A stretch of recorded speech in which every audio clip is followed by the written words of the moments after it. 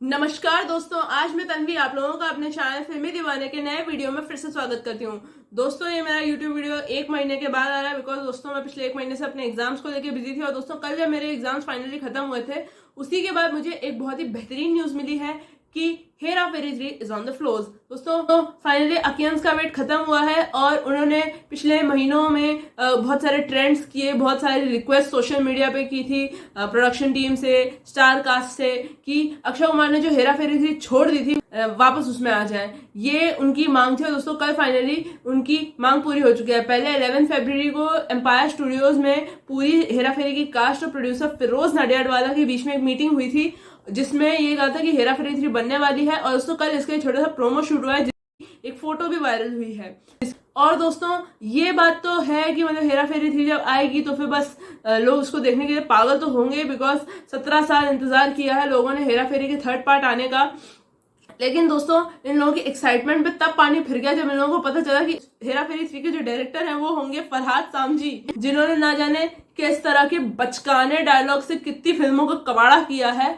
और हेरा फेरी 3 को फरहाद सामजी डायरेक्ट करने। दोस्तों, अगर हम फरहाद सामजी के ट्रैक रिकॉर्ड की बात करें तो इन्होंने ना जाने लक्ष्मी और बागी 3 और कुली नंबर 1 ऐसी ऐसी फिल्मों को लिखा हुआ है, डायलॉग्स लिखे हुए हैं इसमें। और इन फिल्मों का क्या हश्र हुआ है ये सब जानते ही। और अगर इनके डायरेक्शन की बात करें तो इन्होंने एंटरटेनमेंट और हाउसफुल 3 को अपने ब्रदर साजिद के साथ बनाया था और हाउसफुल 4 को इन्होंने सोलो डायरेक्ट किया था। और साथ ही साथ इन्होंने बच्चन पांडे फिल्म डायरेक्ट की थी।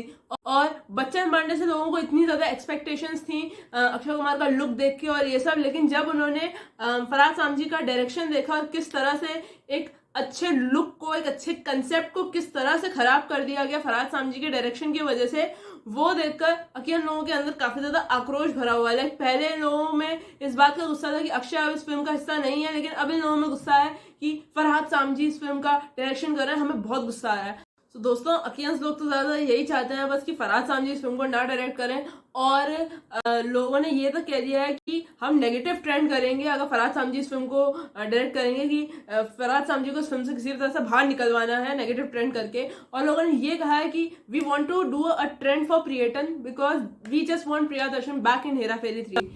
लेकिन दोस्तों आपको पता ही होगा दैट प्रियटन और फिरोज नाडियाडवाला के बीच में इतना बड़ा टिफ रह चुका है। और पिछले कुछ समय पहले अभी सुना ही होगा आपने कि फिरोज नाडियाडवाला ने एक इंटरव्यू में ये तक कह दिया था कि हेरा फेरी जो है वो सिर्फ नीरज वोरा की वजह से सक्सेसफुल बनी है। लाइक ठीक है, मानती हूँ कि नीरज वोरा के जो डायलॉग्स हैं वो काफी ज्यादा कमाल होते हैं and he was a great writer. लेकिन दोस्तों जिस तरह से किसी को क्रेडिट ना देके सारा क्रेडिट एक इंसान को देना ये काफी ज्यादा गलत लगता है। मानती हूँ Neeraj Vora was very nice, no hate for him. अब दोस्तों जो कुछ लोग ये भी कहते हैं प्रियदर्शन के बारे में that he is nothing without Neeraj Vora. So ये बात तो सही है कि हाँ, नीरज वोरा के जो स्क्रीन प्ले और डायलॉग्स होते हैं वो काफी ज्यादा कमाल होते हैं। Neeraj Vora was a great writer. Like being a south Indian उनकी हिंदी इतनी अच्छी नहीं थी, इस वजह से वो अपनी फिल्मों के डायलॉग्स को नीरज वोरा से लिखवाते थे और उसमें अच्छी तरीके से वो बनाया करते थे। लाइक जो ओरिजिनल सिनेमा से अडेप्ट करते थे उस अडेप्टेड स्क्रीन प्ले को हिंदी ऑडियंस के हिसाब से रखना, वो नीरज वोरा काम काफी ज्यादा अच्छा करते थे।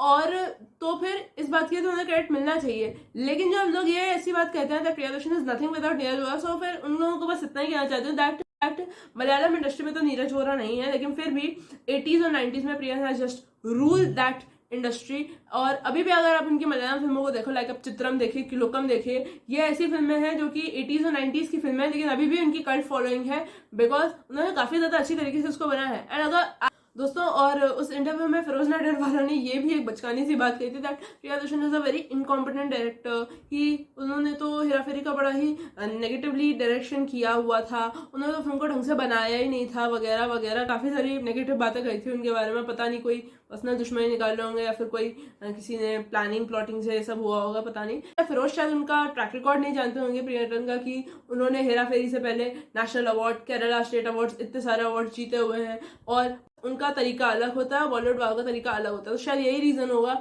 कि मतलब वो ऐसे कह रहे हैं कि उन्होंने काफ़ी लापरवाही से इस फिल्म को डायरेक्ट किया, जबकि सच्चाई तो ये है कि ये खुद एक मलयालम फिल्म की रीमेक थी, हेरा फेरी, और इस फिल्म के एक एक सीन को उन्होंने उठाया। तो पता नहीं फिरोजी किस बेसिस पे कह रहे थे कि उन्होंने इस फिल्म को काफ़ी ज़्यादा डेविस्टेटिंग, बोरिंग, ट्रैजिक सा बनाया हुआ है, जबकि ओरिजिनल फिल्म के मैंने कुछ सीन्स देखे हुए थे और वो भी एकदम ही लाफ आउट लाउड वाली फिल्म थी। सो ये पूरी तरह से गलत मुझे लगता है, टिप है। तो ऐसा नहीं लगता that क्रिएटन will make Hera Pheri 3।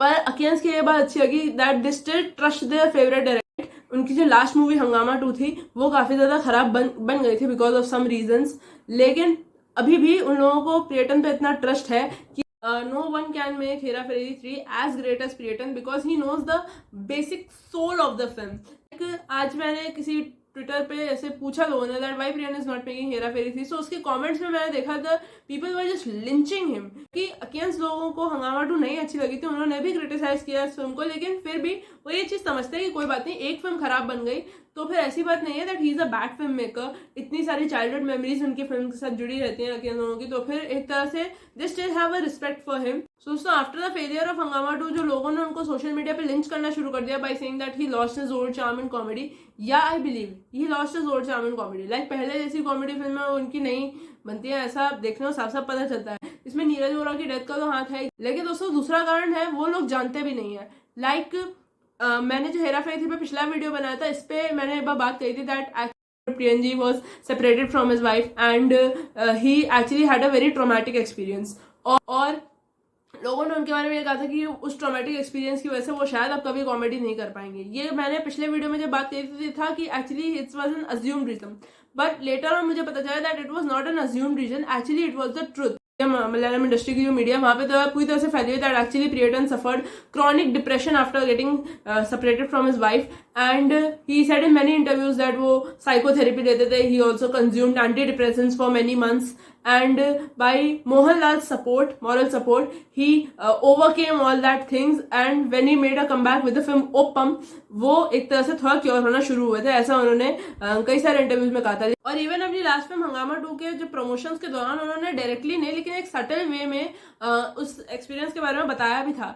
Like एक इंटरव्यू में मैंने उनका स्टेटमेंट देखा था जिसमें उन्होंने ये कहा था दैट वो अपनी लाइफ में काफी ज्यादा प्रॉब्लम से गुजर रहे थे और अगर उन्हें अपनी लाइफ के डार्क फेज से बाहर आना तो उन्हें कॉमेडी फिल्म करनी पड़ेगी। अपनी लाइफ के इस डिप्रेशन फेज और ट्रॉमेटिक एक्सपीरियंसेस की वजह से काफी समय तक वो कॉमेडी फिल्म की भी नहीं थी। सो हंगामा 2 के फेलियर का एक रीजन यही था कि एक्चुअली कॉमेडी से इतने समय तक उन्होंने नाता तोड़ के रखा था, तो इसी वजह से वो जब कॉमेडी में उन्होंने कमबैक किया वो इतनी ज्यादा अच्छा नहीं बन पाया। अगर कोई इंसान जो है वो डिप्रेशन को इस तरह से क्योर कर ले कि बस पॉजिटिव रहना है या फिर थोड़ी बहुत चीजें ऐसे करके, तो फिर मतलब ये है कि उसका एक्सपीरियंस इतना पेनफुल नहीं रहा होगा। लेकिन अगर बात इस हद तक पहुंचे कोई इंसान साइकोथेरेपी कराए या फिर एंटी डिप्रेशन कंज्यूम करे, तो फिर इस तरह से पता चलता है कि यार depression has affected the person very very much and वो एक्सपीरियंस काफी ज्यादा पेनफुल रहा होगा। मतलब अगर कोई डिप्रेशन से इंसान गुजर रहा हो तो उस इंसान ने कितना मेंटल पेन बर्दाश्त किया होगा ये बात इससे पता चलती है। So I must say that he might have suffered very much mental pain, ये बात थी। लेकिन काफी सारे लोगों को उनकी इस प्रॉब्लम का पता ही नहीं था, तो फिर इस वजह से लोगों ने ऐसे इस बात पे लिंच करने लगे कि यार अब कॉमेडी पहले जैसी नहीं। दोस्तों ओवरऑल हेरा फेरी 3 के बारे में हम यही कह सकते हैं कि अब बस जैसे भी अच्छी बने, मतलब ये कह सकते हैं दैट इस फिल्म को एक अच्छा डायरेक्टर मिले और ये फिल्म जो है वो पहले वाले दोनों पार्ट्स के साथ जस्टिस करे। ऐसा हो सकता है कि हमें और भी कोई अच्छा डायरेक्टर मिल जाए, लेकिन बस लोगों को जो प्रियटन का मैजिक है वो एक तरह से लोगों को हमेशा खलेगा, बिकॉज उनकी कमी हमेशा महसूस होगी अकेंस को, बिकॉज जो वो उनको जितने अच्छे लगते हैं मतलब उनका रिप्लेसमेंट इतनी आसानी से तो उनको नहीं मिल सकता। सो दोस्तों ये था मेरा वीडियो फिल्म हेरा फेरी 3 के ऊपर। दोस्तों आई जस्ट होप कि ये फिल्म अब इस बार सक्सेसफुली बन जाए, बिकॉज अकेंस की काफ़ी उम्मीदें हैं इससे और इमोशंस जुड़े हुए हैं, तो एक तरह से फिर से उनका दिल नहीं टूटना चाहिए। सो दोस्तों अगर आपको ये वीडियो पसंद आए तो उसको लाइक कीजिए, शेयर कीजिए, मेरे चैनल फिल्मी दीवाना सब्सक्राइब कीजिए। मैं आपको फिर मिलूंगी किसी नए वीडियो में किसी नए टॉपिक से, तब तक के लिए अलविदा, हैव अ नाइस डे, जय हिंद, वंदे मातरम, थैंक यू।